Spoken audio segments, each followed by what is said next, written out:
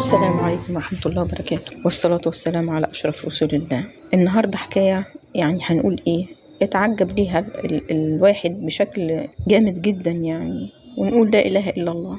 صاحبة الحكاية النهاردة هي كانت بنت، كان ليها بنت خالتها كانت الأنتيم بتاعها خالص، يعني هما الاتنين حاجة واحدة.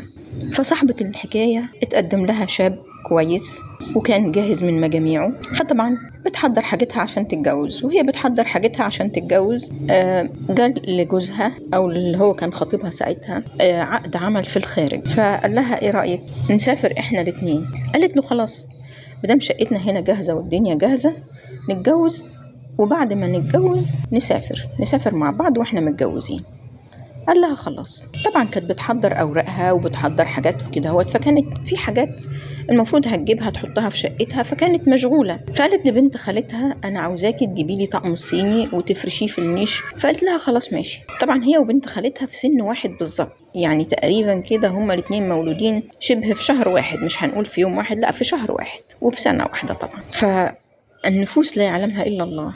مهم جابت لها الصيني وغير الصيني وحاجات كده هوت، وفرشت لها النيش بتاعها كامل ووضبته لها وخلاص. فالمهم ان هم اتجوزوا. لما جم دخلوا شقتهم بصوا لقيهم ان هم بيجيلهم صداع كتير، مش طايقين بعض خالص، بيتخانقوا كتير من اول اسبوع في الجواز. فالمهم طبعا جه ميعاد السفر، سافروا قعدوا بره كام بقى سنة، قعدوا 7 سنين. جت معاها ولدين، الولد الكبير عنده 6 سنين والولد الصغير عنده 4 سنين. فالمهم دخلوا الشقة، رجعوا لنفس المواضيع اللي كانت قبل ما يسافروا. هم هناك في بره كانوا كويسين جدا وكانوا مرتاحين ومفيش اي حاجة خالص. اول ما دخلوا الشقة وبدأوا يوضبوها ويعملوها وكلام من ده كله، بصت لقيت هي وجوزها تعبانين وبيتنرفزوا على بعض من اقل حاجة. لما تقعد تفكر تقول ايه الموضوع ده ما كانش يستاهل كل ده.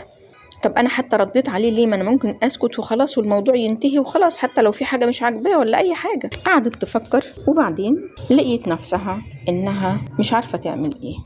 فجه في يوم ابنها اللي عنده 4 سنين راح قال لها ماما انا عاوز اشرب في الكوباية دي يا ماما، عاوز يشرب في كوباية من كوبايات الطقم الصيني. فقالت له لا، الاطباق اللي جوه النيش والكوبايات محدش يجي ناحيته.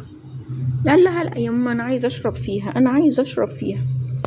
فبرضه مامته ما سمعتش كلامه وجابت له كوبايه تانية وشرب منها وخلاص. استنى لما مامته نامت النومه بتاعه الظهر وراح فتح النيش وخد جاي ياخد الكوبايه، فخد معاه طبق اتكسر منه. قامت مامته تجري جري عشان تشوف ايه اللي حصل. لقيت طبق من اطباق الصيني مرسوم عليه رسومات غريبة وعجيبة، فراحت مجمعة على بعضه. هو اتقسم نصين، جمعته على بعضه وراحت خدته وودته لشيخ عشان يشوف ايه ده. قال لها ده حد عامل لك حاجة مش كويسة انك انت وجوزك تفترقوا.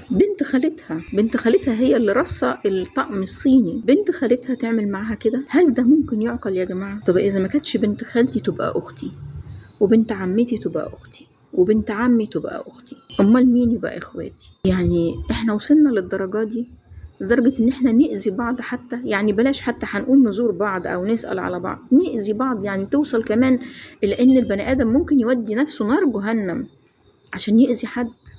يعني هو محدش عارف ان اللي بيأذي حد بيروح جهنم، وان ربنا هيكون مش راضي عليه. وكل ده عشان ايه؟ عشان هي اتجوزت قبلها مثلا يعني. طب ما هي بعد كده في النهاية اتجوزت برضو، بقى عندها أولاد وكلام من ده كله.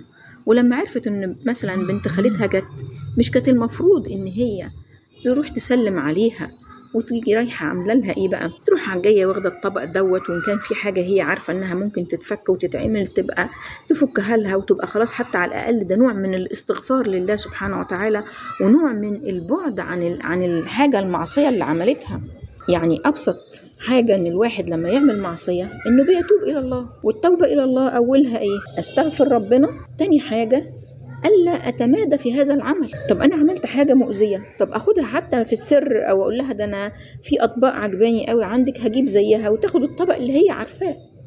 ما هي رصابة نفس الرصة. وهي التانية ما جاتش ناحية النيش خالص، حتى لما نظفت الشقة ما نظفتش النيش، لولا إن بس ربنا سبحانه وتعالى عايز يظهر الحق فحصل معاها كده من الولد وهكذا.